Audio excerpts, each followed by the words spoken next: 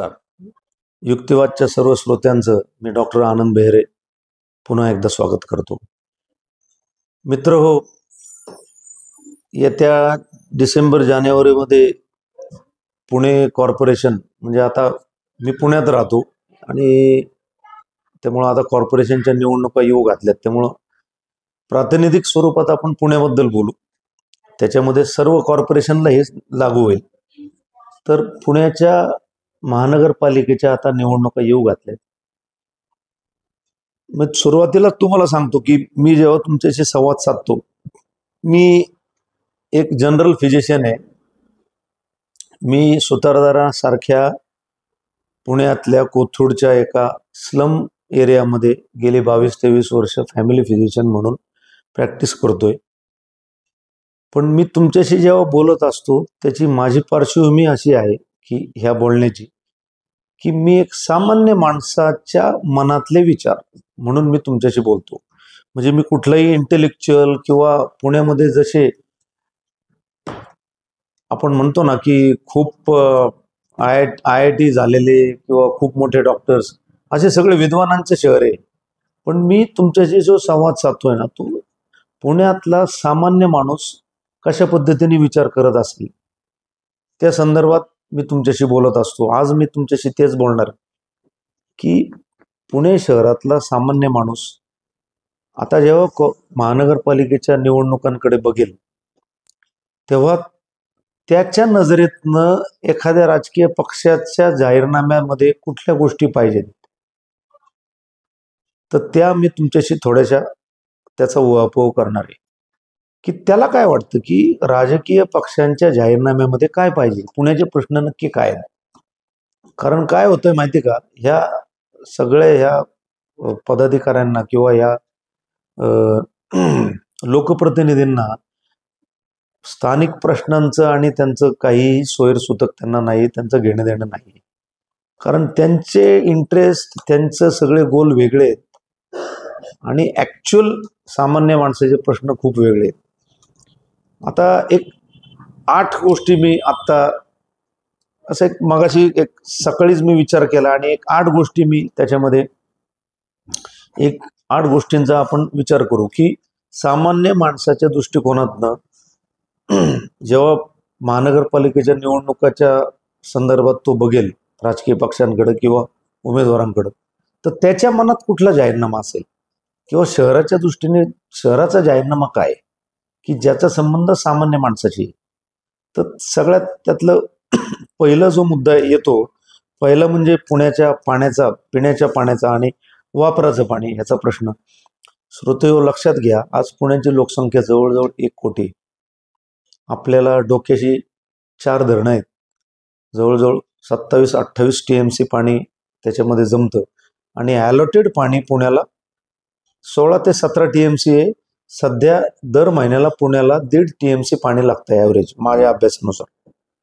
आता मला सांगा, इतक्या रिडेव्हलपमेंटच्या स्कीम चालू आहेत, इतके अनेक लोक पुण्यात येत आहेत, प्रत्येक जणाला पुणंच हवंय. आज पुढच्या 5 ते 10 वर्षामध्ये तुम्ही जर विचार केला तर हे पाणी पुरेल का हो? तर मग आता जी बॉडी तयार होणार आहे किंवा जे लोकप्रतिनिधी कॉर्पोरेशनमध्ये निवडून येतील त्यांनी हा विचार करायला नको का की पुण्याच्या पाण्याचा पुढच्या 10 वर्षाची तजवीज ह्याच्यानुसार त्यांच्याकडे काय रोडमॅप आहे, काय ब्लूप्रिंट आहे. तर त्या दृष्टीने मला असं वाटतं की ही धरणं जी आहेत, जी आपल्या उशाशी 4 धरणं आहेत, त्यातला गाळ पूर्णपणे रिकामा जर केला तर बऱ्यापैकी त्यातली कॅपॅसिटी वाढेल. तर त्या दृष्टीने लोकप्रतिनिधींनी काहीतरी रोडमॅप दिला पाहिजे.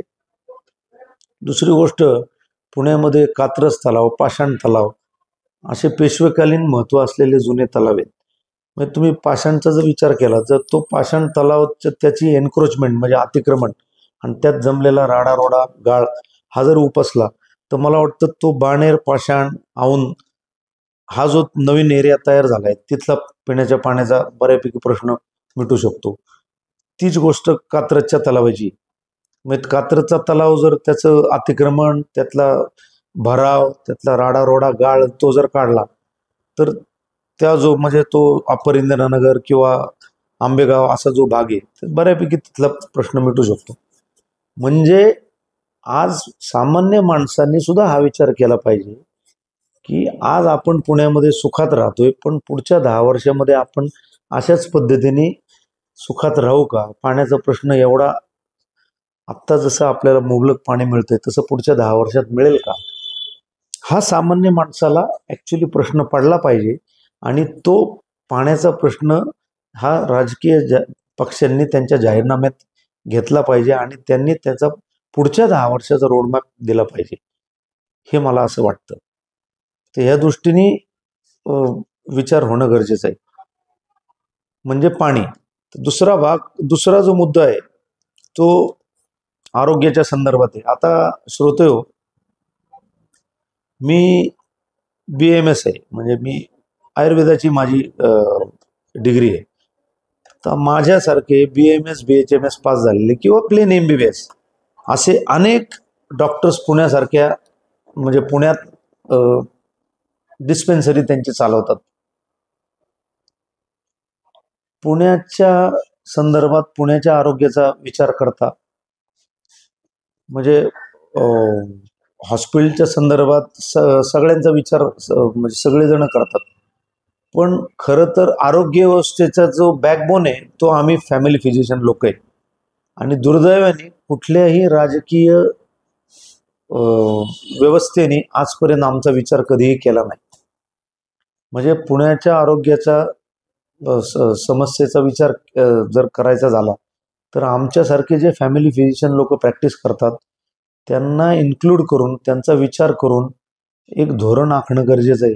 कारण मी तुम्हाला सांगतो, कॉर्पोरेशनमध्ये ज्या OPD चालतात त्या OPD मध्ये दिली जाणारी ट्रीटमेंट आणि हे सगळं जर त्याचं ऑडिट जर तुम्ही केलं तर बेसिकली तिथं पेशंट तपासला जात नाही.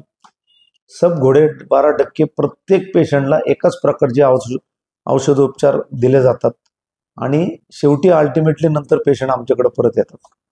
तर आमचा विचार हा पुणे शहराच्या आरोग्याच्या दृष्टीने पुणे शहरातले जे फॅमिली फिजिशियन लोक आहेत त्यांचा विचार करून किंवा त्यांना ह्या धोरणामध्ये समाविष्ट करून किंवा त्यांना अनुदान स्वरूपात काही मदत देता येईल का की जे डायरेक्ट ते पेशंटपर्यंत पोहोचवतील. म्हणजे समजा मी 200 रुपये पेशंटची फी घेतो, तर जर काही अनुदान जर आम्हाला कॉर्पोरेशनकडनं मिळालं तर आम्ही 50-100 रुपयामध्ये पेशंटला योग्यची अशा पद्धतीने तुमची आरोग्याची सेवा आम्ही करू शकतो. तर हा एक माझ्या मनात प्रश्न आला की राजकीय पक्ष जेव्हा जाहीरनामा तयार करतील तेव्हा आरोग्याचा जेव्हा त्यात विचार येईल, अंतर्भाव होईल, त्यात पुण्यामध्ये काम करणारे जे फॅमिली फिजिशियन लोक आहेत त्यांचा ह्याच्यामध्ये अंतर्भाव करून त्या दृष्टीने एक धोरण तयार करावं. तिसरी गोष्ट आहे सार्वजनिक स्वच्छतागृह. श्रोतेहो, आज आपण म्हणतो की पुणे मेट्रो सिटी, पण अत्यंत दयनीय अवस्था आहे सार्वजनिक टॉयलेटची. म्हणजे बऱ्याच इतके घाणेरडे टॉयलेट आहेत की तुम्ही लघुशंकेला सुद्धा तिथं जाऊ शकत नाही. आणि दुसरी गोष्ट, लोक तिथं दारू पितात, अशी अवस्था आहे त्या सार्वजनिक स्वच्छतागृहांची. आणि महिलांना जर कुठं जर लघवीला जायचं म्हटलं तर इझिली ॲक्सेसेबल म्हणजे जिथं अवेलेबल होईल असं स्वच्छतागृह पुण्यामध्ये शोधून तुम्हाला सापडणार नाही. आणि राजकीय पक्षांच्या जाहीरनाम्यात सार्वजनिक स्वच्छतागृह हा विषय येणं खूप गरजेचं आहे आणि त्याच्यावर दबाव आपण सामान्य जनतेने आणणं गरजेचं आहे असं मला वाटतं. चौथा विषय सार्वजनिक वाहतूक. श्रोतेहो, आज तुम्ही विचार करा, सकाळी ऑफिस टाइम किंवा संध्याकाळी ऑफिस सुटतानाची जी वेळ आहे, म्हणजे सकाळी आपण विचार करू 9 ते 11, संध्याकाळी 5 ते 7, इतक्या प्रचंड गाड्या दुचाकी आणि चारचाकी रस्त्यावर असतात. आता माझाच तुम्ही विचार करा, मी सुतारदार हा जो एरिया आहे कोथरूडमध्ये तिथं प्रॅक्टिस करतो. मी राहायला वारजेला आहे. आता वारजेपासनं मला जर बसची व्यवस्था असली, भले 2 ठिकाणी बदलायला लागेल तरी चालेल, डायरेक्ट नसली तरी चालेल, पण एंड टू एंड म्हणजे घरातनं निघाल्यापासून माझ्या कामाच्या ठिकाणापर्यंत जर मला कन्व्हिनियंट बसची व्यवस्था असेल तर मी टू व्हीलरवर कशाला येलो.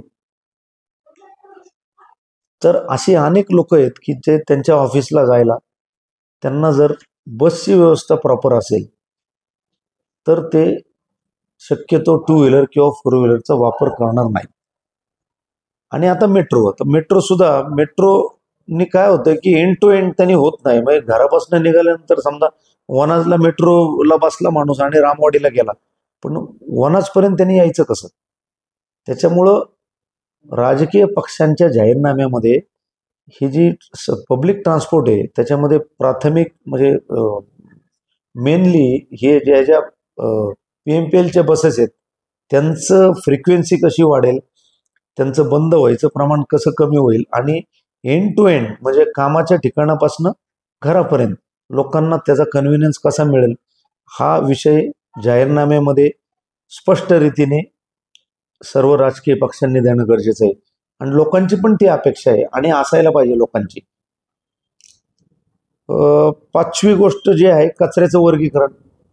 म्हणजे मला अजूनही वाटतं की बऱ्यापैकी कचऱ्याचा ढीग पुण्यामध्ये जरी नसला तरी तो कचरा जो उचलला जातो त्याचं ओला आणि सुका याचं सेग्रिगेशन किंवा वर्गीकरण नीट होतंय का ही मला शंकाच आहे.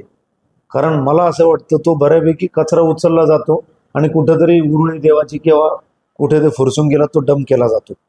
कारण पुढे चालून तो फार मोठा प्रश्न होणार आहे.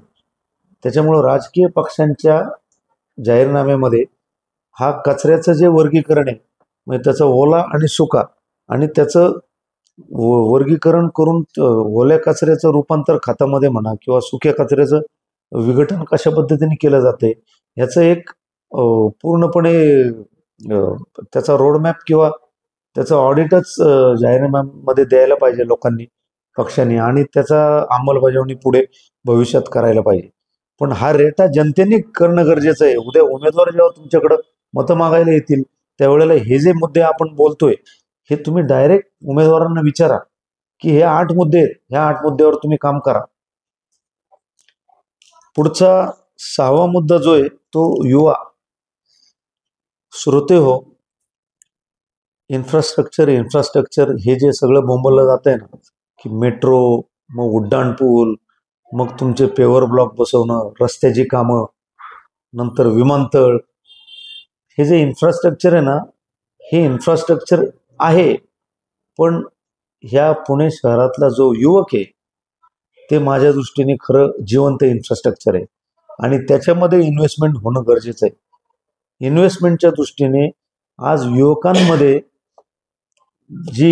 जो विवेक युवकांचा हरवत चाललाय किंवा आज तुम्ही बघा प्रत्येक एरियामध्ये अनेक टोळकी आहेत की ज्यांना हाताला काम नाही, शिक्षण झालंय पण त्याच्यामध्ये स्किल नाही.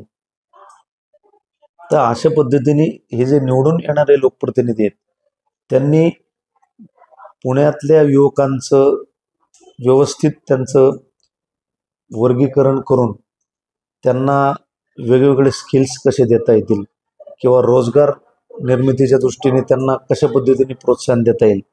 म्हणजे इन्फ्रास्ट्रक्चर जे आहे ना तर युवक जे पुण्यातलं युवक हा जिवंत इन्फ्रास्ट्रक्चर आहे आणि माझ्या दृष्टीने फक्त पूल आणि मेट्रो आणि हे म्हणजे इन्फ्रास्ट्रक्चर नाही, तर ह्या युवकांचं त्यांचे प्रश्न ॲड्रेस करणारा जो मुद्दा आहे तो व्यवस्थित इलॅबोरेट करून किंवा त्याचं व्यवस्थित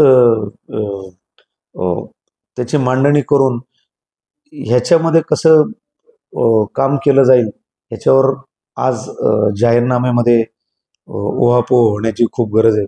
कारण मी तुम्हाला सांगतो युवक हा हे राजकीय पक्ष काय करतात, युवकाला हाताला काम नाही, त्याचं वाचन नीट नाही, त्याच्यामुळं कुठंतरी 15-20 हजाराची नोकरी मिळाली की झालं त्याला वाटतं झालं सेटल आपण. पण अशा पद्धतीने नाही. युवकांचा जी त्यांची एनर्जी आहे त्याचा वापर हा आपल्या शहराच्या सर्वांगीण विकासाच्या दृष्टीने आणि अल्टिमेटली त्या युवकाच्या विकासाच्या दृष्टीने कसा केला जाईल या दृष्टीने लोकप्रतिनिधींनी एक जाहीरनाम्यामध्ये त्याची स्पष्ट त्याची दिशा ही जनतेला देणं गरजेचं आहे आणि जनतेने पण त्या पद्धतीने त्यांना प्रश्न विचारणं गरजेचं आहे. 7वा मुद्दा, कॉर्पोरेशनच्या शाळांची अवस्था. अत्यंत दयनीय शाळांची अवस्था झालेली आहे. म्हणजे मराठी मीडियमच्या शाळा मला वाटतं जवळपास बंद व्हायच्या मार्गावरच आहेत. कारण इंग्लिश मीडियमच लोक प्रेफर करतात. कॉर्पोरेशनच्या शाळांमध्ये इंग्लिश मीडियमच्या धर्तीवर कसं शिक्षण दिलं जाईल, जिथं इंग्रजी आणि आपली मातृभाषा ही चांगल्या पद्धतीने मुलांना शिकवली जाईल, अशा पद्धतीने एक जाहीरनाम्यामध्ये याचा उल्लेख आणि याची एक दिशा राजकीय पक्षांकडनं देणं गरजेचं आहे. आणि आपण सर्व जे मतदार आहोत किंवा आपण पुण्याचे नागरिक आहोत, यांनी सुद्धा त्या दृष्टीने राजकीय पक्षांकडनं त्यांना प्रश्न विचारायला हवे. आणि सगळ्यात शेवटचा मुद्दा जो मला वाटतो तो स्वप्नच असेल की उमेदवार निवड. म्हणजे उमेदवार निवडताना जाहीरनाम्यात राजकीय पक्षांनी वचन द्यायला पाहिजे की आमचे उमेदवार आम्ही जे देणार आहोत ते पुण्याच्या प्रश्नासाठी खऱ्या अर्थाने काम करतील. त्यांना टक्केवारीमध्ये कुठलाही इंटरेस्ट नसेल की निवडून आल्यानंतर याच्यातनं पैसा कमवायचा आहे आणि मग त्याने आपलं घर मोठं करायचं आहे, आपला प्रपंच मोठा करायचा आहे, हा त्यांचा इंटरेस्ट नसेल. अशा पद्धतीने उमेदवारी निवड जाहीरनाम्यामध्येच त्यांनी राजकीय पक्षांनी एवढी ट्रान्सपरंट त्यांनी एक रूपरेषा दिली पाहिजे की आम्ही जे उमेदवार देणार आहोत ते उमेदवार खरेच म्हणजे खऱ्या अर्थाने पुण्याच्या लोकप्रतिनिधी म्हणून म्हणजे सामाजिक प्रश्न जे पुण्याचे आहेत ते घेऊनच पुढे जाणारे आहेत. आणि त्याच्यामध्ये भ्रष्टाचार त्यांच्याकडनं अगदी म्हणजे केला जाणार नाही हे आश्वासन देऊनच त्या पद्धतीने जाहीरनाम्यात त्या सर्व राजकीय पक्ष उल्लेख करतील. आणि आपला सुद्धा जनतेचा रेटा असाच असेल की शक्यतो भ्रष्टाचार न करणारा, पुण्याचे जे प्रश्न आहेत आत्ता जे आपण सांगितले असे अनेक प्रश्न आहेत, मला प्रातिनिधिक स्वरूपात मला जे सुचले ते मी तुमच्या पुढे मांडतोय, ते प्रश्न मांडणारा आणि त्याची उकल करणारा असाच लोकप्रतिनिधी आम्हाला हवा. अशा पद्धतीने हे जे 8 मुद्दे मी सांगितले हा खरा जनतेचा जाहीरनामा जर झाला तर खऱ्या अर्थाने आपल्याला चांगलं प्रशासन मिळेल आणि चांगले एक पुण्यामध्ये आपल्याला नवीन जी स्थानिक स्वराज्य संस्थेची जी बॉडी आहे ती निवडणुकीमध्ये आपल्यासमोर जनतेच्या सेवेत येईल असं मला वाटतं. एवढं बोलून मी थांबतो. धन्यवाद.